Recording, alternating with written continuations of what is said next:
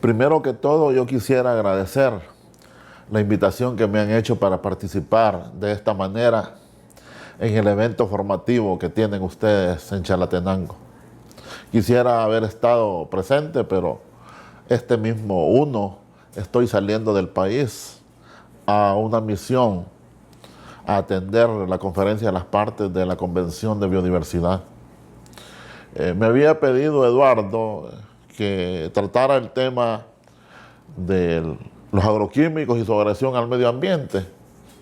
Pero yo quisiera, además por supuesto que vamos a hablar de eso, pero yo quisiera también abordar otros elementos que están muy vinculados a esto, puesto que los agroquímicos son un elemento, solo son una parte, solo son una fracción, una pieza de este rompecabezas que tenemos que dilucidar bien para ver el trasfondo de toda la agroindustria, de todo el agrobusiness, que es prácticamente el germen de esta situación.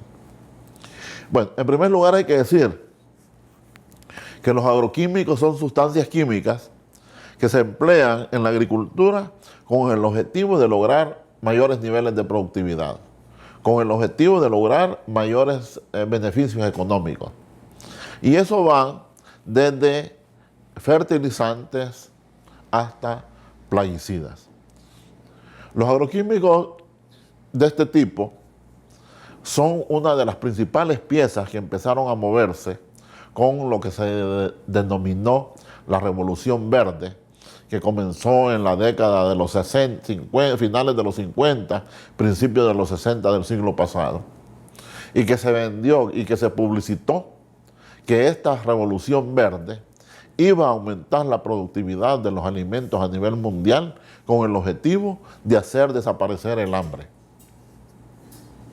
Esa era la tesis propagandística más fuerte y fue lo que propició que casi todos los gobiernos del mundo se embaucaran en esta aventura. Por supuesto hay que decir que hoy producimos muchos más alimentos, muchos más cereales que lo que se producía en 1960. Hemos llegado a producir 3.2 mil millones de toneladas métricas de cereales, ¿verdad? Cuando hemos logrado récord. Hoy el 2016 andará por 2,8 mil millones de toneladas métricas de cereales. Es decir, que se ha triplicado, se ha cuadruplicado la producción cerealera mundial, puesto que en el año 60 producíamos menos o cerca de las 800 mil millones de 800 mil millones de toneladas métricas de cereales. Una producción 3-4 veces más alta de la que tenemos en este periodo. En este mismo periodo, la población mundial también se ha más que duplicado. En el año 1960, la población mundial raspaba los 3.000 millones de habitantes a nivel planetario, y hoy, como ustedes saben, andamos arriba de los 7.300 millones de personas. Es decir, que hemos tenido un aumento, casi hemos triplicado, o más que triplicado, la producción cerealera mundial, mientras que la población mundial de personas se ha multiplicado por 2.4 aproximadamente. Bueno, si eso es así, ¿por qué sigue existiendo cerca de 1.000 millones de personas que literalmente se acuestan sin haber comido y que padecen literalmente de hambre? Tenemos una producción cerealera que podría alimentar de manera y nutrir de manera sana a una población mundial de cerca de 10.500 a 12.000 millones de personas, es decir, casi un 60% más de la población mundial que somos actualmente, pero tenemos 1.000 millones de personas que padecen de hambre. Y el problema existe entonces en la injusta distribución de los beneficios de la producción alimentaria. En la transformación que ha habido primero, hacia la mercantilización y segundo, hacia la financiarización de la agricultura en esta década. 1.000 millones de personas, que es aproximadamente la población mundial que padece literalmente de hambre, es un dato importante para tenerlo en cuenta, como si el mundo produce para alimentar de una manera sana 10.500 a 12.000 millones de personas, con una población cercana a los 7.000 millones de personas, tenemos ese número importante de población hambrienta en el mundo.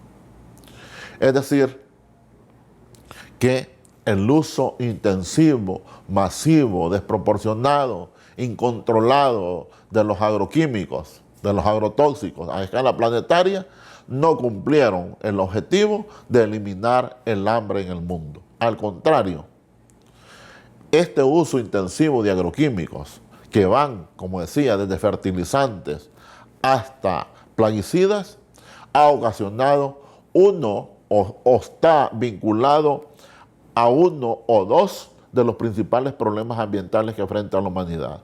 Uno es la contaminación de los océanos. La contaminación de los océanos está presentando, es consecuencia de hoy del aceleramiento del ciclo del nitrógeno a nivel global. Y el nitrógeno ha sido utilizado desde los años 60 de cada vez en una carrera bastante acelerada para producir principalmente fertilizantes. La contaminación, el luz oceánica de los océanos y el aceleramiento del ciclo químico a nivel planetario del nitrógeno es hoy por hoy uno de los principales problemas ambientales que el mundo padece, impulsado principalmente por la famosa revolución verde a la que mencionamos. También en esta jornada, los compañeros del Instituto de Investigaciones en Salud se van a abordar y han conocido ya el tema de la enfermedad renal crónica y su epidemia en El Salvador a manos, entre otras cosas, del uso de pesticidas. En este sentido, entonces, decíamos de que la cacareada propaganda que vinculaba al uso intensivo de fertilizantes, al uso intensivo de agroquímicos con la lógica de la revolución verde, no ha servido para potenciar la nutrición de la población mundial, sino que ha estado al servicio particularmente de un modelo de agricultura que cada vez se ha ido transformando a los alimentos en mercancías que se venden y se compran en el mercado. Con producción de récord de cereales y con 1.000 millones de personas hambrientas, resulta que la tendencia de la producción cerealera mundial está orientada hoy principalmente con el advenimiento de los famosos agrocombustibles, primero, ¿verdad?, a que los cereales ya no están en función de satisfacer las necesidades nutritivas de la gente, de las personas, particularmente de la gente pobre, de la gente empobrecida, sino que hoy, por ejemplo, de la producción cerealera de los Estados Unidos, particularmente de maíz, el 55% de esa producción se dedica a dos cosas. Primero, a engordar y nutrir cerdos, vacas y pollos. Es decir, está al servicio de la producción de la industria cárnica en los Estados Unidos. Y segundo, cada vez más el maíz, pero también otros productos agrícolas se dedican a generar agrocombustible. Y en el seno del mercado resulta más rentable alimentar los combustibles de 1.000 millones de vehículos que transitan hoy en el mundo que alimentar la vida de 1.000 millones de gente pobre que padece hambre a escala planetaria. Ese esquema del agrobusiness se está cada vez volviendo más desarmado y está modificando la razón de ser de la agricultura. La agricultura ha sido un arte milenario, nada menos aquí, en la región mesoamericana. La visión maya nos plantea que nosotros somos hombres y mujeres de maíz. Y realmente el maíz ha sido modificado por nuestros antepasados, pero el maíz, es decir, nuestros antepasados han creado el maíz en una historia evolutiva de más o menos 10.000 años. El maíz viene del teocinte o del maicito, como se le llama en algunas regiones de Mesoamérica, y hay que decir que aquí en El Salvador tenemos teocinte, es decir, tenemos maicillo, que es la pieza biológica fundamental sobre la cual se ha desarrollado el maíz. Y con esa cultura, con la agricultura, con la dedicación de nuestros antepasados, con la dedicación particularmente de mujeres, las mejores semillas iban siendo escogidas y se utilizaban para las próximas siembras y cosechas, y ahí evolucionó el maíz. No es una cuestión mítica afirmar que realmente el maíz ha sido construido, ha sido producido por los pueblos mesoamericanos, y que también los pueblos mesoamericanos no podemos contar la historia sin la existencia del maíz. Biodiversidad y cultura y diversidad cultural se funden en el tema de la alimentación. Por eso esto que ha sido hasta sagrado para las generaciones, para nuestros antepasados, hoy se ha convertido o pretende convertirlo, este modelo capitalista desalmado en el cual nosotros estamos padeciendo, en una mercancía. Pero además de eso, estos cereales, que insisto, ya no están orientados principalmente a alimentar a las personas, sino que a alimentar a vacas, cerdos y pollos, por un lado, y para fortalecer esa industria cárnica que más afecta a la salud de la gente que los puede consumir. Y por el otro lado, los agrocombustibles, lo cual está vinculado a darle alimentación a los 1.000 millones de carros, con una pseudotesis de evitar por esa vía la contaminación atmosférica, la cual también es una tesis falta. Los agrocombustibles no son realmente más eficientes en términos ambientales que cualquier otro comburante de los que conocemos. Pero entonces, en el centro entonces tenemos que los agroquímicos han estado al servicio de este modelo agroindustrial, que ha producido también una reducción o un desgaste o un deterioro de nuestra agrobiodiversidad. Hoy el modelo que nos venden como alternativa hoy de una revolución verde plus, como alternativa a las grandes amenazas que tiene de inseguridad alimentaria como consecuencia del cambio climático, como alternativa a el desarrollo tecnológico, también tenemos la amenaza de lo que hoy, de una manera francamente hasta estúpida, le llaman agricultura inteligente. La agricultura inteligente está basada en la intensificación de los agroquímicos, en el monopolio de las semillas y en la intensificación de un paquete tecnológico que va hasta la biología sintética. En buenas cuentas, pues, los agroquímicos están vinculados a un modelo agrícola insostenible, injusto, expoliador de la naturaleza, que no tiene que ver solamente con la química de los compuestos que se utilizan para fertilizar, que no tienen que ver únicamente con la química de los compuestos que se utilizan para matar plagas, como el famoso glifosato o los otros agrotóxicos que los conocen mejor los impactos en las personas, los colegas que han estado estudiando esto aquí en el Instituto de Investigaciones en Salud, ¿verdad? Que afectan severamente los suelos, que afectan y contaminan el agua, que son persistentes, que tardan varias décadas en estar allí. ¿Ve? Pero además de esos daños que están vinculados a la química de los productos, es más grave el daño en términos de sociales, en términos culturales, en términos hasta políticos.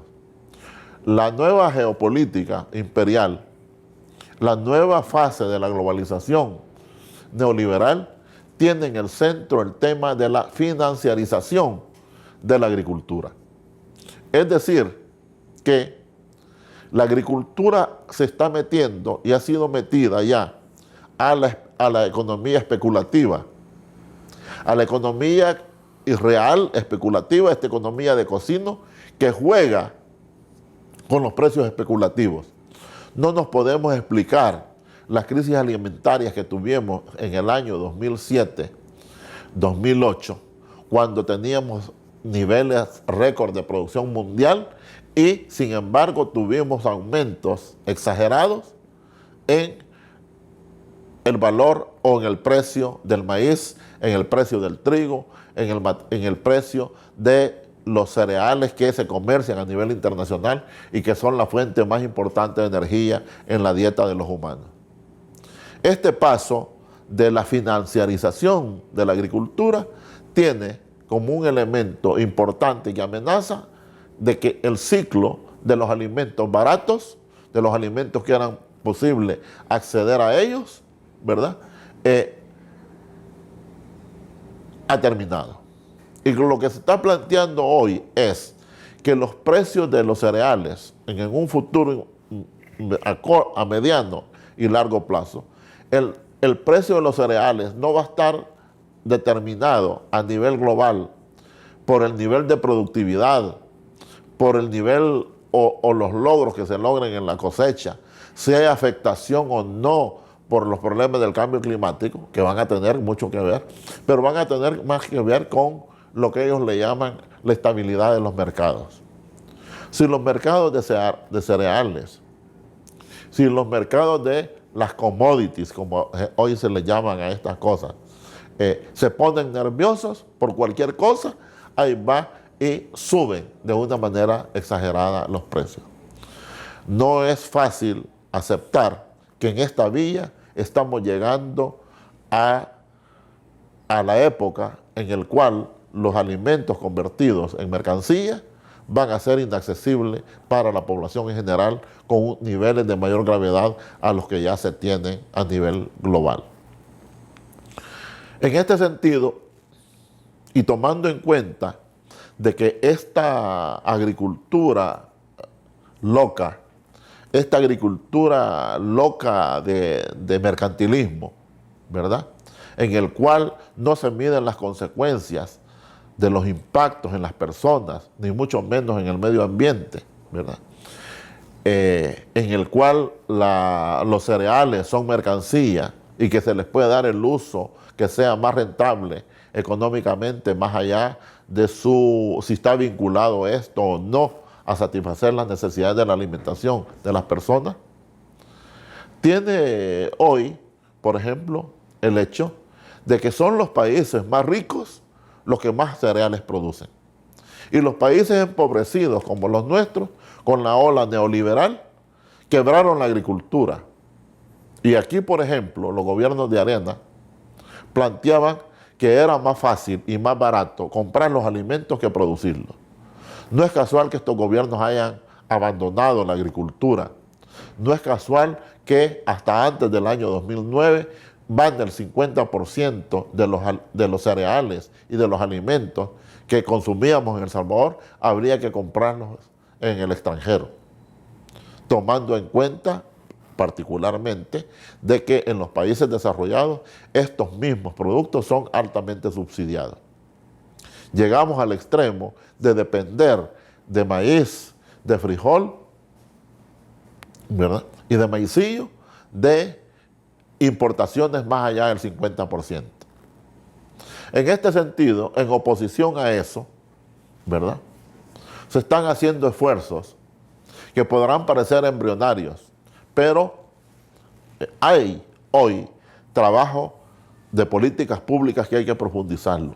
El apoyo a la agricultura familiar, el apoyo a la agricultura campesina que se ha dado en los últimos 7 años, ha ayudado, ha contribuido a que hoy estemos, y particularmente el año 2016, este que estamos terminando, donde, si bien es cierto, hemos tenido un 20% de déficit de lluvia, y el año 2016 incluso va a ser más seco que el año 2015, pero tuvimos, digamos, la providencia de que no hubo sequía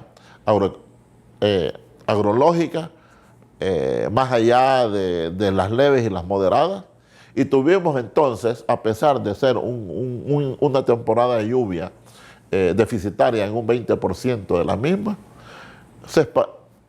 se distribuyó bien en el tiempo y se distribuyó bien en el espacio, y podemos tener hoy una producción de más de 20 millones de quintales de maíz, más de 2,6 quintales de frijol, más de 1 millón de quintales de sorgo, que el cual satisface arriba del 90% de las necesidades alimentarias de la población. Estamos por llegar a la soberanía alimentaria, a pesar de los grandes impactos que está teniendo fenómenos como el tema de la sequía en nuestro país.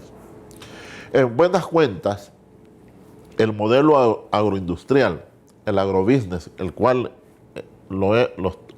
es al cual yo me he referido, también causa más del 40% de los gases de efecto invernadero.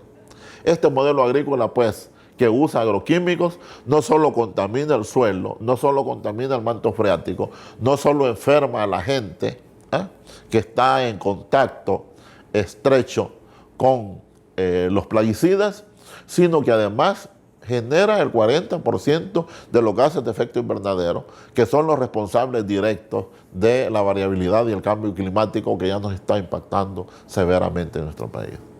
Por eso es que, viéndolo desde una perspectiva alternativa, ¿verdad?, la solución a los problemas que ya nos están causando los agroquímicos, la solución a la generación exagerada de gases de efecto invernadero, la recuperación de la agrobiodiversidad que se ha venido reduciendo de una manera acelerada en los últimos años, la solución al problema de la concentración de los productores de semilla, 5 grandes empresas, 4 hoy con la fusión que ha habido entre Bayer y Monsanto, son encargadas de manejar más del 60% del comercio de la industria semillística a nivel global.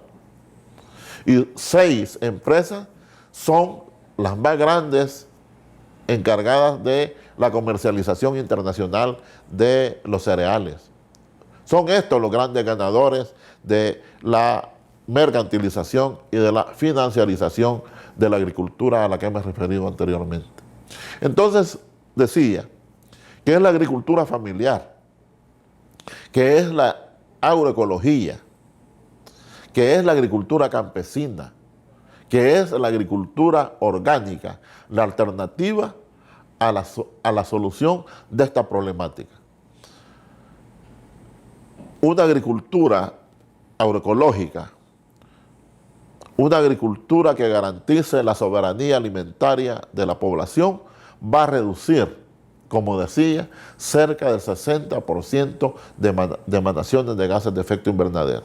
Es correcta la tesis de los compañeros de Vía Campesina, que dicen que los campesinos son capaces de enfriar el planeta, que la agroecología, que la agricultura vinculada a los pequeños propietarios, a los pequeños agricultores y agricultoras, es alternativa al cambio climático, pero además es alternativa al hambre, pero además es alternativa a la protección de la biodiversidad, y además es alternativa a todo este fenómeno brutal de financiarización de la agricultura que tiene como centro la globalización neoliberal, la cual estamos padeciendo. En el caso nuestro, en el caso de El Salvador, reitero, ¿verdad? Reitero, se están dando pasos contrahegemónicos. Con todo y que son pasos pequeños, en medio de las dificultades que ya ustedes conocerán, políticas en materia fiscal y en el marco de que seguimos trabajando y gobernando con un modelo económico preñado de muchos mecanismos y de muchos instrumentos neoliberales, ¿verdad? Hay resultados positivos a los que me refería anteriormente en materia de que la población campesina salvadoreña, los pequeños productores, están ya por lograr la soberanía y la seguridad alimentaria en nuestro país. Y esa es una gran noticia. Segundo, la semilla no se le compra a Monsanto, la semilla no se importa a Estados Unidos, la semilla se le compra, agricultura la compra aquí a cooperativistas salvadoreños y salvadoreñas. Y eso ayuda también a mejorar la economía. Y tercero, es de que esa es la vía inicial, el rumbo, de cómo entonces la agricultura no solo va a generar alimentos sanos, inocuos y nutritivos para nuestra gente, sino que al desmontar las fábricas de agrotóxicos, el uso intensivo de estos fertilizantes químicos, el rechazo a los transgénicos, que es una amenaza que el agrobusiness nos ha estado planteando, también vamos a lograr restituir los ecosistemas y la biodiversidad que son fuente de vida material y que son parte esencial también, no solo de nuestra historia, sino que también los fundamentos materiales, los fundamentos biológicos, los fundamentos culturales para construir esta sociedad justa por la cual todos y todas estamos trabajando. Así que con esto termino, ¿verdad? Me habían dicho que no me pasara de una media hora, estoy llegando a ella, y desearle a todos ustedes, compañeras y compañeros, jornadas exitosas y ver de que desde las pequeñas cosas, desde las pequeñas parcelas, desde los lugares más aislados, ¿verdad? Podemos construir este mundo posible, esta sociedad sustentable, justa, democrática y pacífica por la cual nos hemos empeñado siempre. Así que pasen un buen día y muchos éxitos en sus jornadas. Gracias.